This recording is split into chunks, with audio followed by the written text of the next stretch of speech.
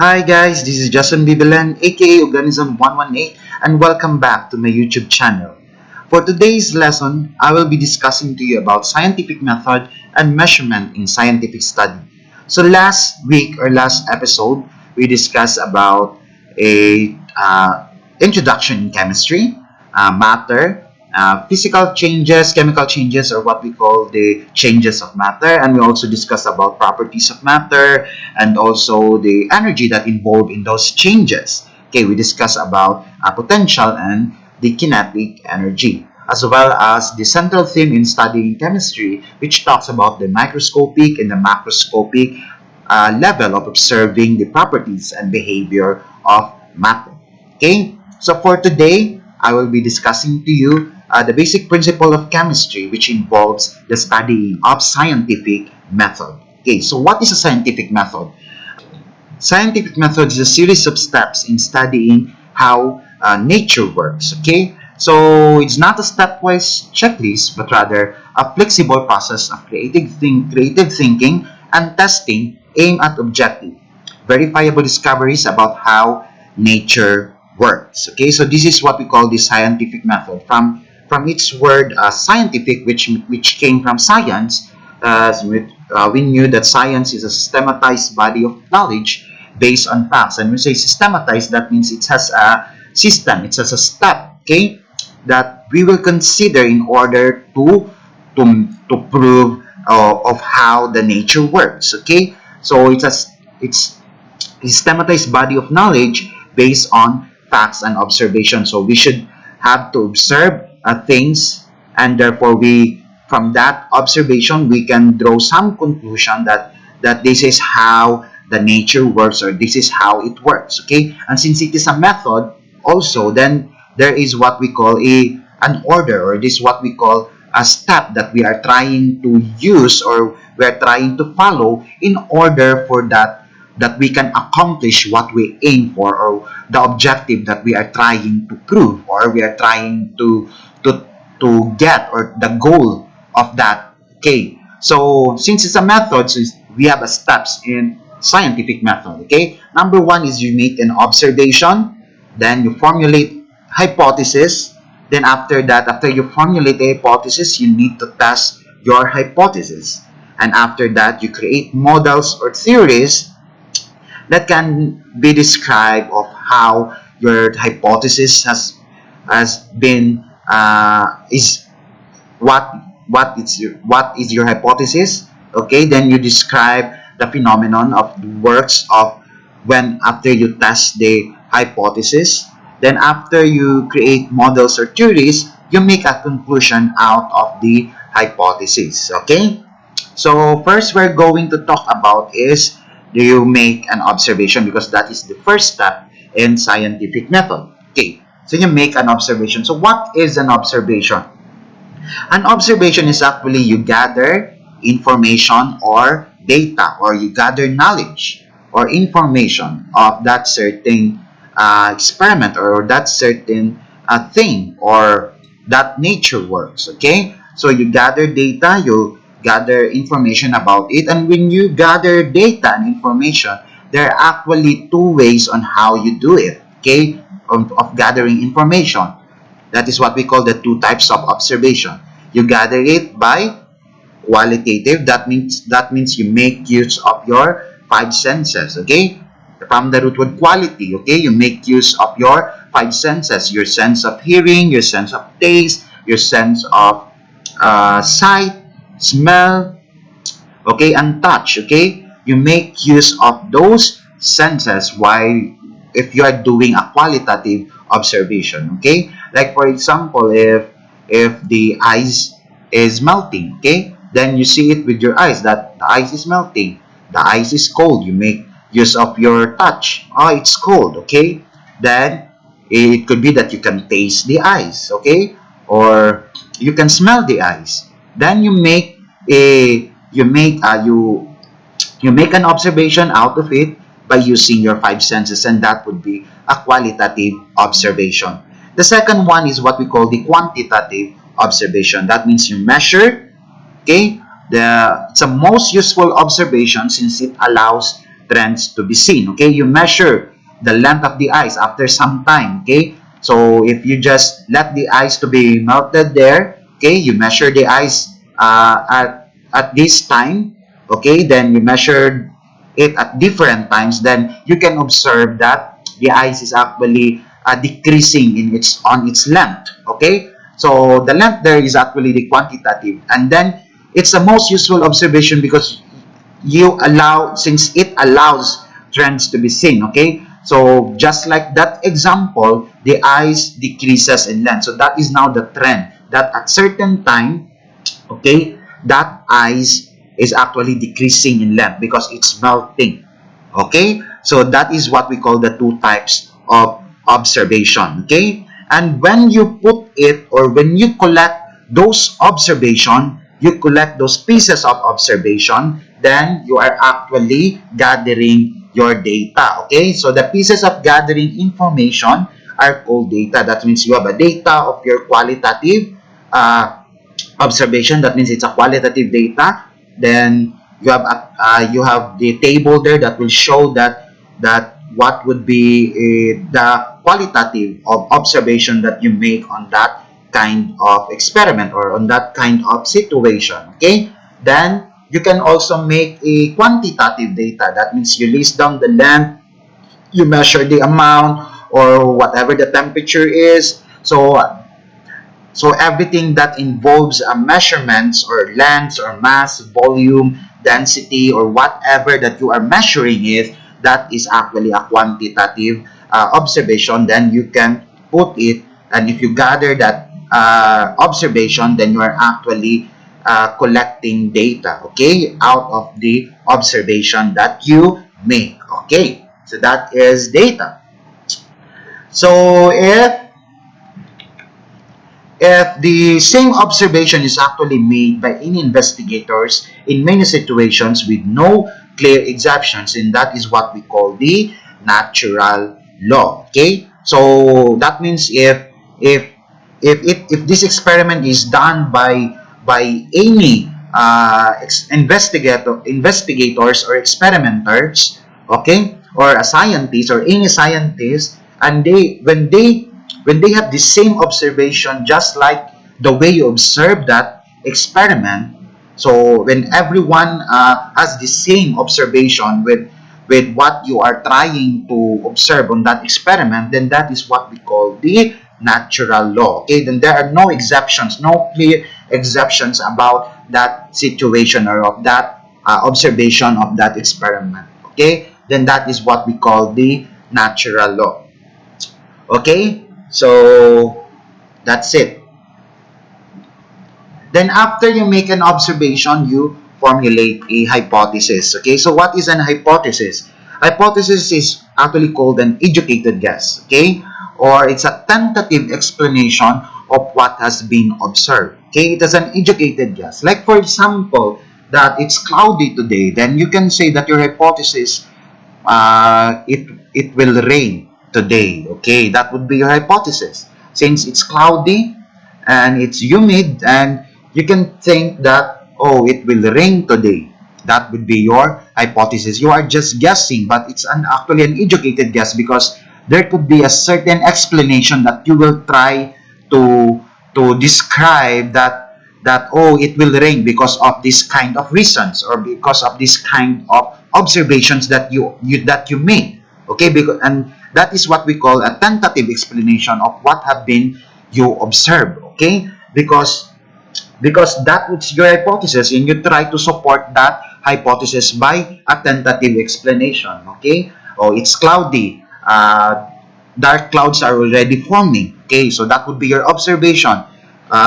It feels like it's hot. Okay, because you feel sweat. Okay, you're sweating. Okay, and the environment is hot. Okay, then that is also a considering factor that probably it will rain. Okay, because of that kind of observation. So you have a tentative explanation. Okay, you think that it will rain today because of those kind of observations that you actually made.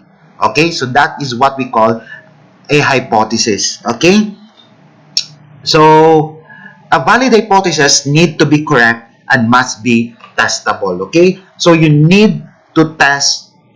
If you make a hypothesis, it should be testable. Okay, and in order for it to be valid, it needs also to be corrected. Okay, so once you test it and it's not consistent with what you have been if of what is your hypothesis is, then you need to correct your hypothesis. Okay, so after you test the hypothesis, then it's not consistent on what your hypothesis is, then your hypothesis can be corrected. Okay, so and therefore you need to have a valid hypothesis. You need to make a valid hypothesis which is actually testable. Okay, so if it is not testable, then it is not valid hypothesis. How can you prove your hypothesis if your hypothesis is not testable?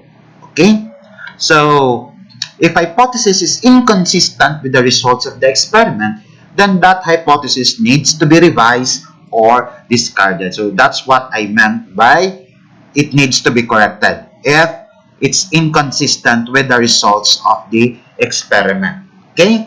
So therefore, the third one is you need to test the hypothesis. After you formulate a hypothesis, and that hypothesis is actually valid hypothesis, which is a testable hypothesis, then you can test the hypothesis by experiment. Okay, that is correct. That is experimentation.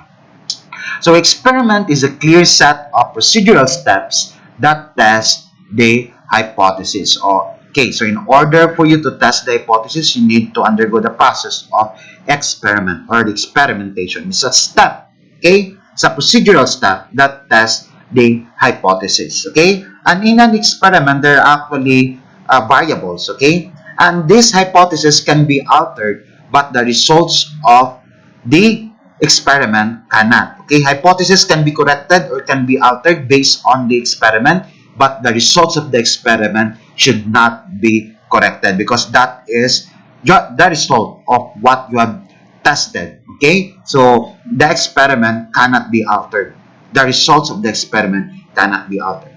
So in an experiment, there are actually variables or three types of variables. Okay, what are these variables? First is the dependent variable. So when you say dependent variable, it is a responding variable because it responds to the change in independent variable. Okay, so whatever are your independent variable, if there is a change in independent variable, then your dependent variable will respond to that changes. Okay, so like for example, the melting of ice. Okay, so you start with a bigger, a smaller, and larger ice. Okay, so from time to time, after you measure those small, bigger, or small, medium, and large ice, from time to time, it actually has its different length at certain time. Okay, so it has a different length at certain time. Okay, so that means it will depend. It will depend on the length of the ice. Okay, it will depend on the length of the ice. No, the time will the dependent variable there is actually the time. Okay, so the time is the dependent variable. So that the ice will melt, will turn to liquid. With the ice will turn to liquid, all of the ice will turn to liquid. So it has actually a certain time that it will that everything there will turn to liquid. Okay, so for this small ice, it has a time. Okay, it has a time that will turn the solid ice, the smaller solid ice to liquefy. Okay, everything there will be liquefied. And this medium ice, it has also a certain time, okay, which is different from the smaller ice. So this medium ice will also have its own time that will everything there will also be liquefied. And the larger, okay, the bigger one ice has also its own time, which is different from the medium and the smaller ice. Okay, so it has its own time that will make everything there to be liquefied. So that is the dependent variable. It actually depends on what has been set or fixed. Okay, so the independent there is the small, medium, and the large because it is fixed. Okay, that is the fixed value of that, or that is the fixed variable. Okay, and your dependent variable is the time because it will respond to the small, medium, and the large. Okay, so for smaller ice, it would take a lesser time. Okay, because it is smaller. Okay, it will take a lesser time to liquefy everything. Then you have a medium ice. It will take a longer time than your smaller ice to be liquefied. And you have a bigger ice, then it will take much time also than the medium and the smaller ice to be liquefied. Okay, so it will respond to whatever independent variable is, and that is dependent variable because it depends on, like for that experiment, it depends on the time there is the dependent variable. It depends on the size of the ice. Okay, so that is why we can say that there is what we call an independent variable, and this variable is, it is a fixed variable. Okay, that the experimenter can manipulate. So for example is the small, medium, and large ice. Okay, so that is what we call the independent variable. Okay, it will not be affected by whatever factors is. Okay, as long as it has been fixed by the experimenter. Okay, it has already been manipulated by the experimenter that this would be the sizes of those ice. Okay, or of those component. That would be the sizes of that component. That would be the length of that component. Okay, then that is the independent variable. Okay, another one is what we call the controlled variable. And this variable is actually constant variable in all the process of experiment. Okay, so for example, on that scenario, the small, medium, large ice, then the controlled variable is the temperature. Okay, so it needs to have the same temperature because at certain if the temperature will vary, then of course if the smaller ice will be in the hot surface, or the bigger ice will be in the cold surface, then they would have a different experimental setup. Okay, so that the small, medium, and large ice should be at the same or at controlled temperature in order for you to do the experiment, in order for that experiment has at the same experimental setup. Okay, so both the small, medium, and large should be at the same temperature. That is what we call the constant variable, in order for you to prove that this smaller ice will take a smaller time to be liquefied, and this medium ice has a longer time than the smaller ice to be liquefied, and so on and so forth. Okay, at that experiment, temperature would be our constant variable. Okay, it's a constant. It's the same in all throughout the experiment. It's the same variable, or the same situation, or the same amount. Okay, so that is what we call the control variable. And also your experiment should be reproducible. Okay, so reproducible, that means that if your experiment is reproducible, then if someone has the same experiment as yours, so that if someone has the same experiment as yours, he or she can also have the same result as yours. That is what we mean by reproducible.